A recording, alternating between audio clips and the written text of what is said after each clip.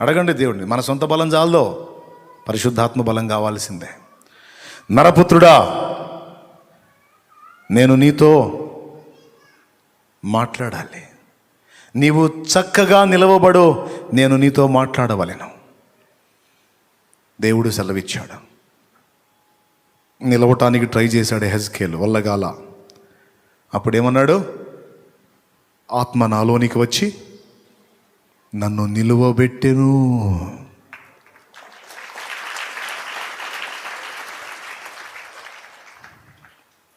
గమనించండి, అపవిత్రతను విసర్జించినటువంటి ఈ నలుగురు, ముగింపు, అపవిత్రతను విసర్జించిన ఈ నలుగురు వంటి వారు ఇంకా ఎవ్వరూ కనపడలేదంట నెబుకద్నెజరుకి. అది కదా మూలవాక్యం.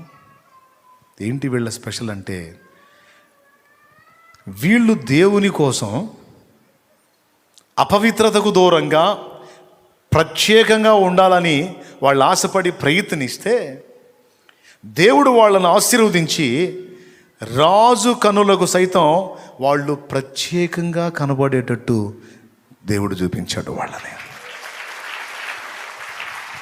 దేవుని కొరకు ప్రత్యేకమైన జీవితాన్ని కలిగి ఉండడానికి నువ్వు కృషి చేస్తే నీ లైఫ్ని కూడా దేవుడు జనానికి ప్రత్యేకంగానే చూపిస్తాడు. నువ్వు మూలను దాక్కున్నా సరే, నువ్వు ఎవరికి కనపడకుండా దాక్కున్నా సరే నిన్ను తీసుకొచ్చి చూపిస్తాడు ఆయన, అంతే స్పెషల్గా. ఎప్పటివాడు? ఇప్పుడు చెప్పిన శామ్యుయల్ మోరిస్ ఎప్పటివాడు? చాలా సంవత్సరాలు అయిపోయింది ఆయన వెళ్ళిపోయి కూడా. కానీ ఆ జీవితాన్ని ఇంకా దేవుడు చూసారా, ప్రత్యేకంగానే చూపిస్తున్నాడు అందరికీ. దేవుని కొరకు ప్రత్యేకింపబడిన జీవితము విలువాది. నేను చెప్తున్నా, 1000 మందిలో ఉన్నా సరే నువ్వు స్పెషల్గానే కనపడేటట్టు చేస్తాడు ఆయన. ఎందుకంటే నువ్వు అలా ఆశించావు కదా దేవుని కోసం. నేను దేవుని కొరకు ప్రత్యేకంగా ఉండాలి, వారి వలె ఉండకూడదు, ప్రత్యేకంగా ఉండాలి. వాళ్ళు అలా ఉన్నారని తృణీకరించడం కాదు, కనీసం నేనన్నా జాగ్రత్తగా ఉండి నా దేవుని కార్యాలు జరిగినట్లు నేనన్నా ఆయనకు ఒక నివాసంగా నిలబడాలి అని ఏ హృదయం ఆశిస్తుందో ఆ హృదయాన్ని దేవుడు ఈరోజు దర్శించబోతున్నాడు. నేను చెప్తున్నా, దేవుని సన్నిధి తనతో ఉన్న యోసేపు అనే ఒకడిని యాకోబు కలిగి ఉన్నందుననే కరువు కాలమందు యాకోబు కుటుంబం బతికిపోయింది. లేకపోతే కనాన్లో చచ్చి ఉండేవాళ్ళు. ఎవరి వల్ల బతికారో తెలుసా? దేవుని సన్నిధిని తన యందు కలిగి ఉన్న, తనతో కూడా కలిగి ఉన్న యోసేపును బట్టి బతికారు మొత్తం. అంటే ఏంటో తెలుసా? దేవుని సన్నిధి తన యొద్ద కలిగి ఉన్న వ్యక్తి ఎక్కడ ఉంటే అక్కడ సమృద్ధి ఉంటుంది. సమృద్ధి, ఇక దరిద్రత ఉండదు. ఒకవేళ దరిద్రతలా కనపడ్డా కూడా దేవుని సన్నిధి తన యొద్ద కలిగి ఉన్నటువంటి భక్తుడు అక్కడికి వస్తే ఆ దరిద్రత కూడా సమృద్ధిగా మారిపోతుంది. ఏలియాకి ఏం లేవు, కానీ ఏలియా అడుగుపెట్టాడు సారెపతు విధవరాల ఇంట. తరిగిపోని దీవెన, అయిపోని ఆశీర్వాదం. ఎలీషాకి ఏం లేవు, ఆస్తులోనే నయమాన్ ఇవ్వబోయినా తీసుకోవాలా, కానీ ఎలీషా ఎక్కడుంటే అక్కడ సమృద్ధి. మోషే ఎక్కడుంటే అక్కడ సమృద్ధి. యేసయ్య ఎక్కడుంటే అక్కడ సమృద్ధి. గంపల గంపలు మిగలాల్సిందే, కరువు ఉండదో. స్తోత్రం. 5 రొట్టెలు 2 చేపలు, మిగిలింది 12 గంపలు. ఏంది అది? యోసేపు ఎక్కడుంటే అక్కడ సమృద్ధి. ఐగుప్తు దేశం మొత్తానికి అన్నం పెట్టాడా? కనాను వాళ్ళకి అన్నం పెట్టాడా? కుటుంబానికి అన్నం పెట్టాడా? చూడండి, దేవుని సన్నిధి తన యొద్ద కలిగి ఉన్నవాడు ఎవరితో మాట్లాడుతాడో వాళ్ళ హృదయాల్లో పరివర్తన. దేవుని సన్నిధి తన యొద్ద కలిగి ఉన్నవాడు ఎవరిని స్పర్శిస్తాడో వాళ్ళలో కార్యం. ఏ ఇంట అడుగు పెడతాడో ఆ ఇంట సమాధానం. నువ్వు ఎలా ఉండాలనుకుంటావు నీ ఇష్టం. అయిపోయింది. నిన్ను ఒక ప్రత్యేకమైన వ్యక్తిగానే దేవుడు చూపాలని ఆశపడతా ఉన్నాడు. నిన్ను ఒక ప్రత్యేకింపబడిన పాత్రగానే చూపాలని, వాడుకోవాలని దేవుడు ఎదురు చూస్తూ ఉన్నాడు. ఇక నీ మైండ్, నీ ఆలోచన, నీ ఆసక్తి శుభ్రంగా కూర్చొని నిద్రపోతున్నావు, చెప్పే వింటున్నావు, గురక పెడుతున్నావు గుర్రు గుర్రుమని, లేకపోతే సీరియస్గా మైండ్లో తీసుకుంటున్నావు. చూసుకో ఒకసారి. ఆ దూరాన ఉన్నోళ్ళు దగ్గర వాళ్ళు అందరు చూడండి, మీ మనసులను ఒకసారి పరిశీలించుకోండి. ముగిస్తున్నా. రండి మోకాళ్ళ మీదకి. అపవిత్రమైన వాటి మధ్య నుండి తొలగిపోండి. ఒకవేళ ఇంతవరకు తొట్టుపాట్లు పొరపాట్లు జరిగి ఉంటే క్షమాపణ కోరుకోండి. పాపమును అసహించుకొని, అపవిత్రతను ఈసడించుకొని పరిశుద్ధ జీవితాన్ని ఆశపడుతున్నావు. దేవుడు దాన్ని కూడా విజయం లెక్కలోనే వేశాడు. స్తోత్రం, హల్లెలూయా. నిన్ను బట్టి నీ ఇంటిని దేవుడు దీవించగోరుతాడు. నిన్ను బట్టి నీ సమాజాన్ని దేవుడు దీవించగోరుతాడు. నిన్ను బట్టి నీ బంధు జనావళిని దీవించగోరుతాడు. నిన్ను బట్టి నీవు నడుచు సంఘమును దీవించగోరుతాడు. నిన్ను బట్టి నీవు ఉన్న ఊరిని దీవించగోరుతాడు, రక్షించగోరుతాడు. శాపానికి నిలయంగా ఉంటావా, ఆశీర్వాదానికి నిలయంగా ఉంటావా? దేవుని సన్నిధిని తన యొద్ద కలిగి ఉన్నాడో, తన యందు కలిగి ఉన్నాడో యోసేపు. ఫలితంగా ఏం జరిగిందో మీకు తెలుసు. శ్రమలన్నీ ఆశీర్వాదాలుగా మార్చబడ్డాయి. అనేకుల్ని బ్రతికించేవాడుగా తయారయ్యాడు. కుటుంబ ఆశీర్వాదానికి కారణమయ్యాడు. తను అడుగుపెట్టిన ఇంటి, పోతీఫెరో అనేవాడి ఇంటికి ఆశీర్వాదానికి యోసేపు కారకుడయ్యాడు. అందుకే చెప్తున్నా, నువ్వు ఎక్కడ అడుగు పెడితే అక్కడ నిన్ను బట్టి ఆ ప్రాంతమును నా దేవుడు దీవిస్తాడు. మీరు నమ్ముతారో లేదో, కొన్ని గ్రామాలకి సేవకులు పరిచర్యకి పోయినప్పుడు పోయేటప్పుడు దారులు కూడా చండాలంగా ఉండే.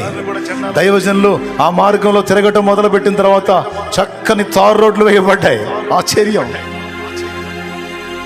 వారు సంచరించు స్థలమెల్లా ఆశీర్వాదకరంగా మార్చేస్తాడు ఆయన. వారు అడుగుపెట్టు ప్రాంతము, వారు అడుగుపెట్టు ఊరు, వారు అడుగుపెట్టు గ్రామము, వారు అడుగుపెట్టు కుటుంబము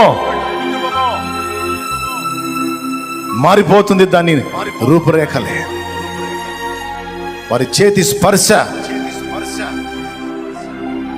స్వస్థత ప్రజలు పొందడానికి హేతు అవుతుంది. ఈరోజు మనం ఒప్పుకుందాం, ఎన్నో అపవిత్రతలు మన వల్ల జరిగాయి. దేవుని కొరకు ప్రత్యేకంగా ఉండాలని నిర్ణయించుకున్నటువంటి ఆ నలుగురిని దేవుడు ప్రత్యేకంగానే ఘనపరిచాడు. ఇలాంటి వాళ్ళు ఇంకెవరూ లేరురా రాజా అన్నట్టుగా రాజుకు చూపించాడు. ఈరోజు నీవు దేవుని కొరకు ప్రత్యేకంగా ఉండని ఇష్టపడినట్లయితే నిన్ను కూడా ప్రత్యేకంగా ఎత్తిపట్టాలని దేవుడు ఆశిస్తున్నాడు. దేశము యొక్క ఉన్నత స్థలముల మీదికి నిన్ను ఎక్కించేదను అని ఆయన మాట్లాడుతున్నాడు. నీవు తలగా ఉండవు కానీ తోకగా ఉండవు అని ఆయన మాట్లాడుతున్నాడు.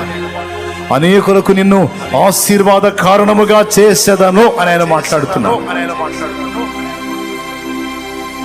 ప్రతిష్ట కలిగిన జీవితం, ప్రత్యేకింపబడిన జీవితం. ఇంతవరకు జరిగిన అపవిత్రతలు వదిలేసాయి.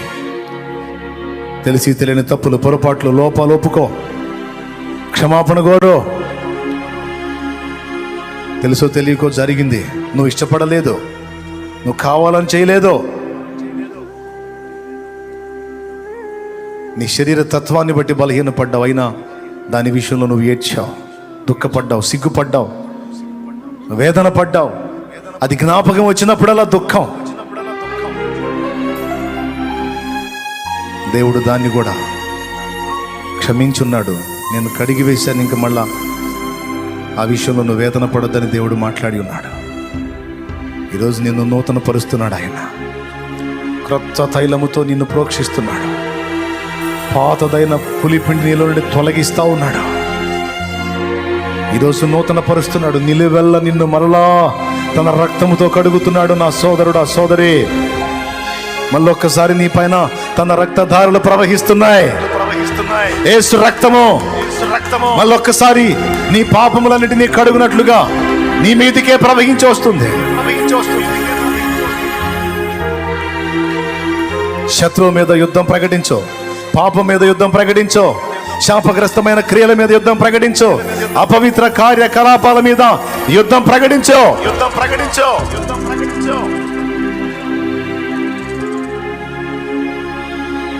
పరిశుద్ధుడైన దేవుని సంబంధులు, ఆయన వాక్యమును అక్షయ బీజమునకు పుట్టింపబడిన వారం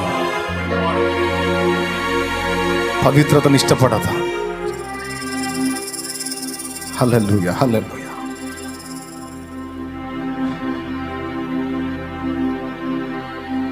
ఆ తీర్మానం నీలోనికి రావాలి. కనీసం ఇది మొదలుకొనైనా నీ వంతు పోరాటం నువ్వు చేయాలి. పాపానికి దూరంగా పారిపోవడానికి నీ వంతు ప్రయత్నం, నీ వంతు కృషి నువ్వు చేయాలి.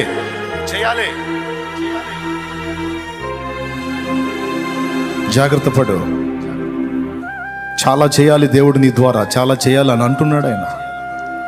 చాలా ఆలోచనలు ఉన్నాయి నీ పట్ల ప్రభుకే, చాలా ఉద్దేశాలు ఉన్నాయి నీ పట్ల ప్రభుకే. నీలో ఆయన నివసించాలనుకుంటున్నాడు, నీతో సంచరించాలనుకుంటున్నాడు. ప్రభువా నీకు స్తోత్రం అని స్వాగతించు ప్రభువుని. దేశం యొక్క ఉన్నత స్థలముల మీదికి నిన్ను ఎక్కించాలని ఆశ కలిగి ఉన్నాడు ఆయన. భూదిగంతముల వరకు నిన్ను తీసుకెళ్లి వాడుకోవాలని కోరుకుంటున్నాడు ఆయన. హల్లెలూయా, హల్లెలూయా, హల్లెలూయా, హల్లెలూయా. నిన్ను నూతన పరిచి, నిన్ను స్వస్థపరిచి, క్రొత్త శక్తితో నిన్ను నింపి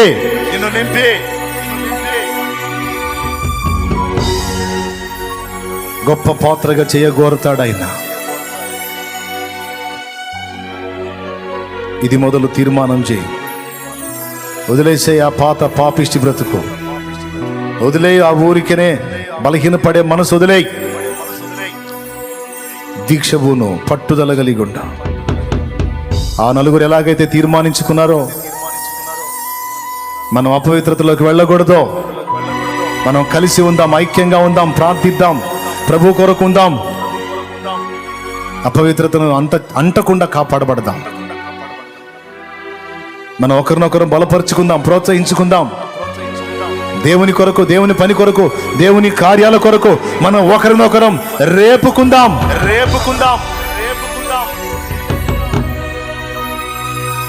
కయ్యానికి రేపుకోవటం కాదు, కామానికి రేపుకోవటం కాదు, దురాశలకు రేపుకోవటం కాదు, శరీరేచ్ఛలకు రేపుకోవటం కాదు, తుచ్చమైన అభిలాషలకు రేపుకోవటం కాదు.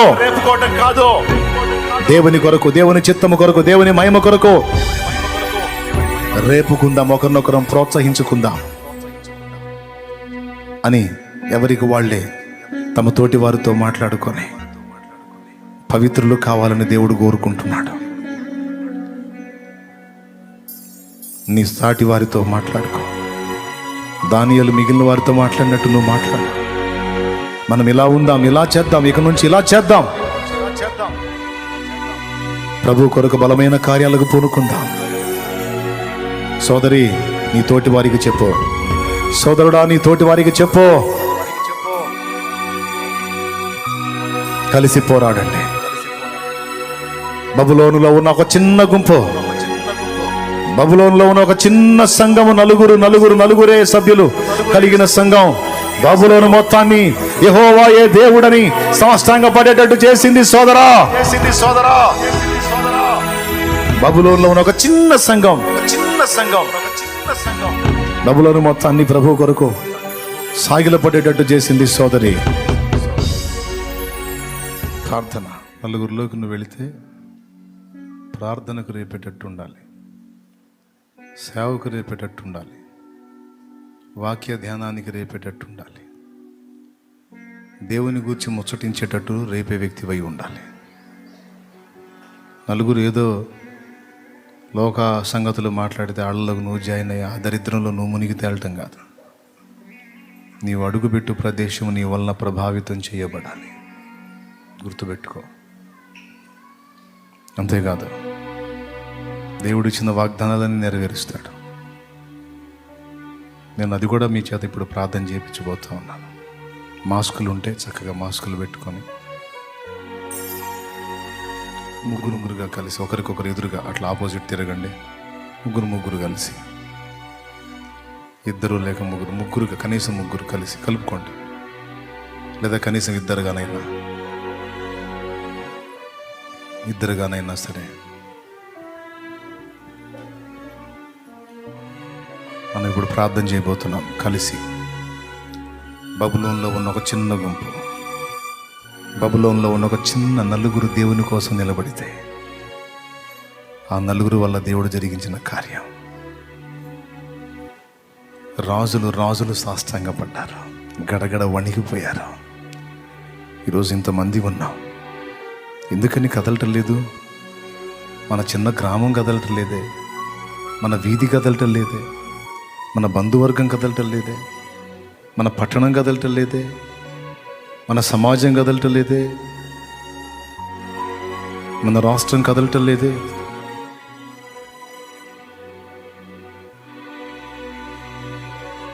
అనేక సంస్థానాలు దేవుని ముందు సాష్టాంగపడ్డాయి ఆ నలుగురు వల్ల. ఆ చిన్న గుంపు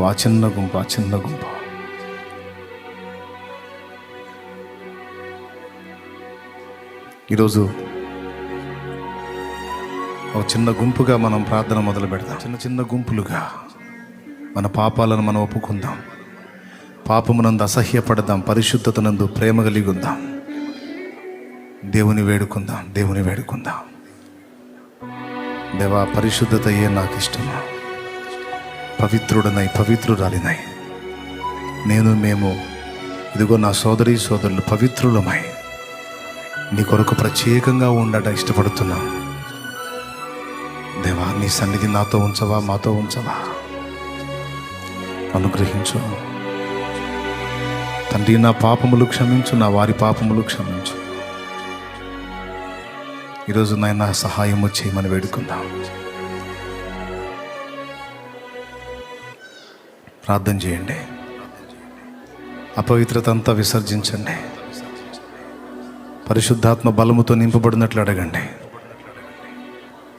దేవుని కొరకు ప్రత్యేకంగా ఉండే జీవితం కోసం అడగండి, ప్రతిష్ఠిత కలిగిన జీవితం కోసం అడగండి, ప్రార్థించే జీవితం కోసం అడగండి, పరిచర్య చేసే జీవితం కోసం అడగండి, వాక్యాసక్తి కలిగిన జీవితం కోసం అడగండి. దేవుని సన్నిధి మీతో కూడా ఉండే జీవితం అడగండి. ప్రార్థన చేయండి. తండ్రి, స్తోత్రం.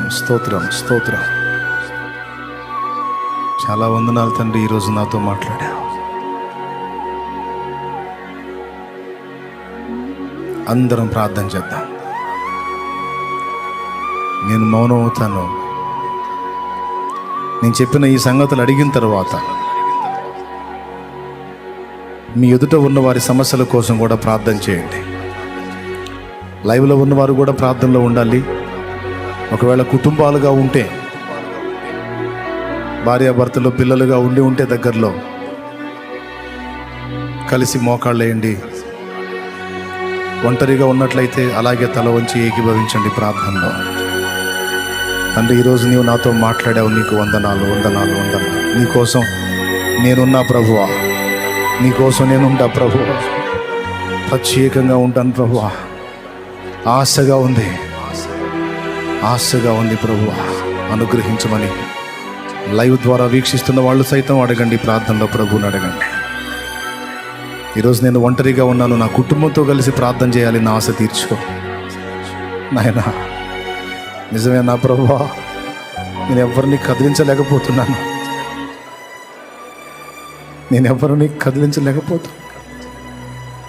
ఆ నలుగురు అంత పని చేసినప్పుడు నన్ను కూడా నువ్వు వాడుకోగలవు. నిజమే, కొన్ని అపవిత్రతలు నా వల్ల జరిగినాయి, ఒప్పుకుంటున్నా. ఈరోజు నుంచి సరి చేసుకుంటున్నా. ఇంకా చెయ్యను ప్రభు, నాకు కూడా ఇష్టం లేదు ప్రభు. నా అపవిత్రత అంతా నీ ముందు ఒప్పుకుంటున్నా, నన్ను క్షమించు, నన్ను మన్నించి బలపరచు తండ్రి అంటూ ప్రార్థన చేద్దాం. అందరూ ప్రార్థన చేయండి. నేను చెప్పిన ఈ సంగతులు అడిగిన తర్వాత ఒకరి సమస్యల కోసం ఒకరు కూడా కలిసి ప్రార్థన చేయండి. నేను మౌనం అయిపోతున్నాను, ఎలుగెత్తి ప్రార్థన చేయాలి. నీ కన్నీరు దేవుని ముందు ఉండాలి. వేనోళ్ళ కొనియాడినా నాశయే తీరదే, నిన్నెంత ఘన ఘనపరచిన నా హృదయమే నిందది. వేణోళ్ళ కొనియాడిన నా ఆశయే తీరదే. నిన్నెంత ఘనపరచినా నా హృదయమే నిందదే. నజరేయుడ యేసయ్యా, నీ స్తుతి తప్ప ఆనందమే లేదుగా. నా స్థితి మార్చినది స్తోత్రనిధియే కదా. నీ స్తుతి తప్ప ఆనందమే లేదుగా. నా స్థితి మార్చినది స్తోత్రనిధియే కదా. తేనోళ్ళ కొనియాడినా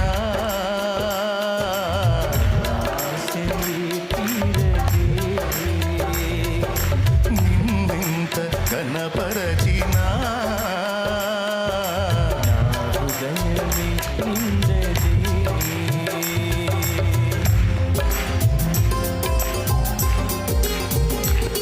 మనసారా చప్పట్లు కొడుతూ ఎన్నిక లేని మనలను ఎన్నుకొని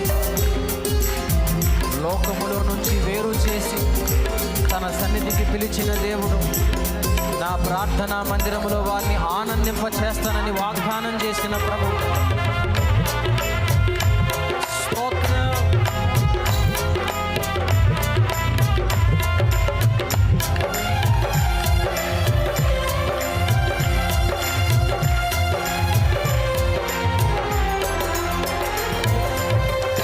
ఎన్నికలేని నన్ను ప్రేమించి లోకము నుండి నన్ను వేరుపరచి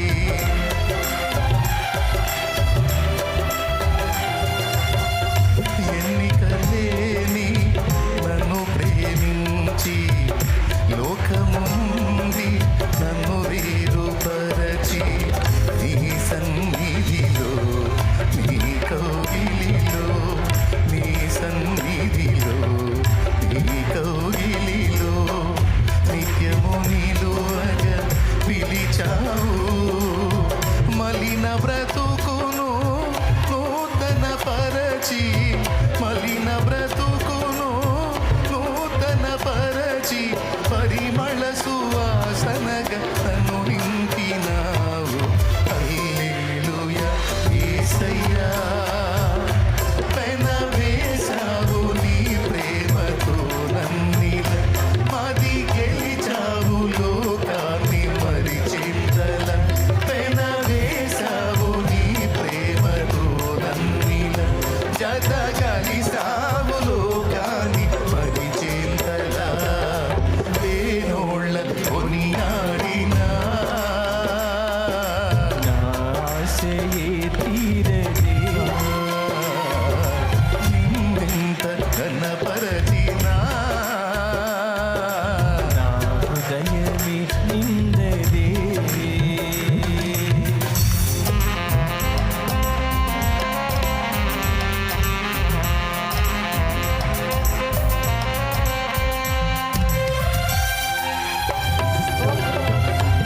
ఆమేన్.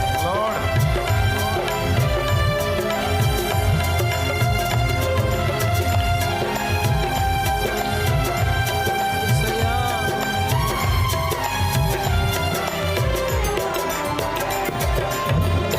ఊహకు మించిన కార్యము చేసి ఉన్నత కృపలు నన్ను దాచినావు.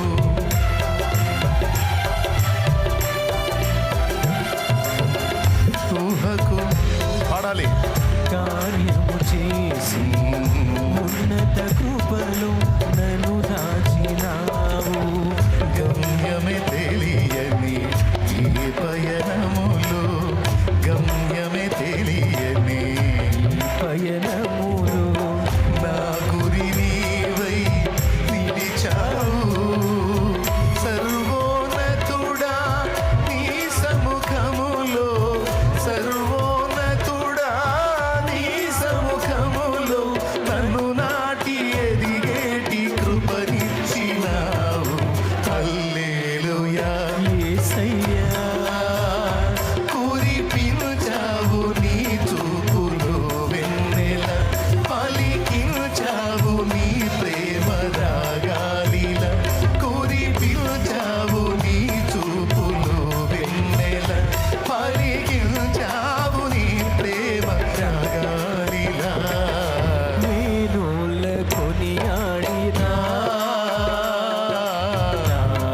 ఆశయే తీరదే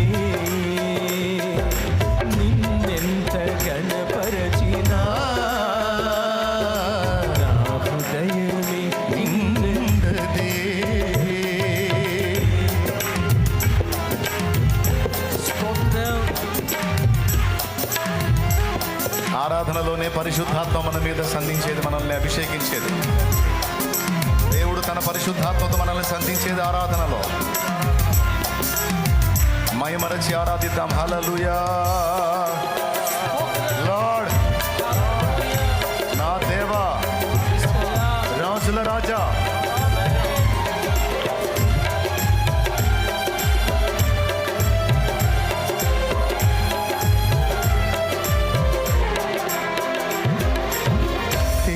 తేజోవాసుల స్వాస్థ్యములోన నన్ను చేర్చగా కోరిక కలిగి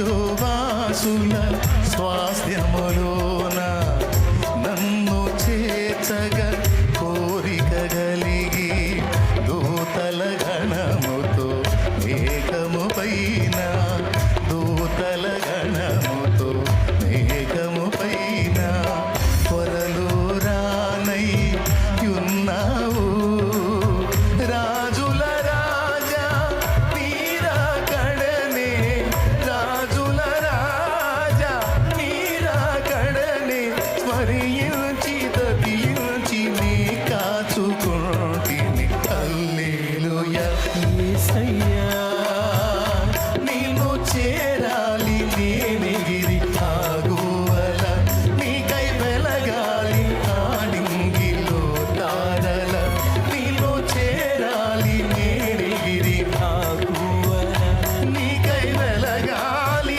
ఆడింగిలో తారల వేణోళ్ళ కొనియాడినా ఆశయే తీరదే నిన్నెంత గణపరచినా నా హృదయమే నిండదే. నజరేయుడా యేసయ్యా నీ స్తుతి తప్ప ఆనందమే లేదుగా నా స్థితి మార్చినది స్తోత్ర నిధియే కదా నీ స్తుతి తప్ప ఆనందమే లేదుగా నా స్థితి మార్చినది స్తోత్ర నిధియే కదా. ఆరాధన స్తుతి ఆరాధన ఆరాధన స్తుతి ఆరాధన ఆరాధన స్తుతి ఆరాధన ఆరాధన స్తుతి ఆరాధన ఆరాధన స్తుతి ఆరాధన పాడాలి. ఆరాధన స్తుతి ఆరాధన ఆరాధన స్తుతి ఆరాధన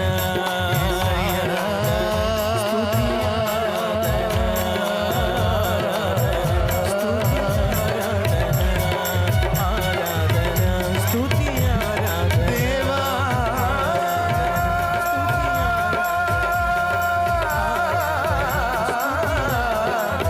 స్తుతి ఆరాధన దేవా,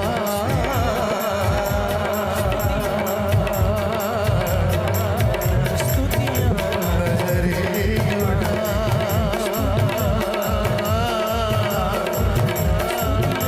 నజరేయుడా, స్తుతి, స్తుతి, స్తుతి, స్తుతి. యేసయ్యా, హల్లెలూయా. యేసయ్యా, స్తోత్రం, స్తోత్రం. యేసయ్యా, యేసయ్యా, యేసయ్యా,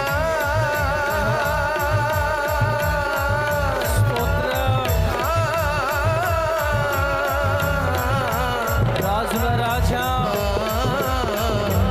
రాజుల రాజా, మా కొరకు త్వరలో రాబోతున్నవాడా, మా కొరకు రాబోతున్న మా ప్రాణ ప్రియుడా, నీకు స్తోత్రం, స్తోత్రం, స్తోత్రం, స్తోత్రం, స్తోత్రం. నజరేయుడా,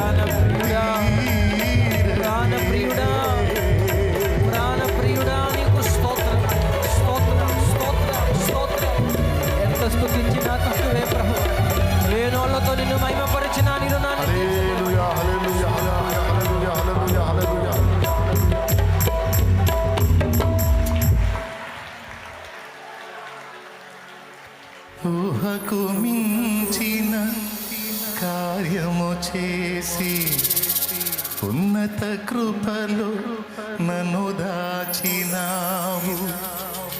గమ్యమే తెలియని ఈ పయనములు నా పయనములు నా గురి నీవై నిలిచావు. సర్వోన్నతుడా నీ సముఖములో నన్ను నాటి ఎదిగేటి కృపనిచ్చినావు.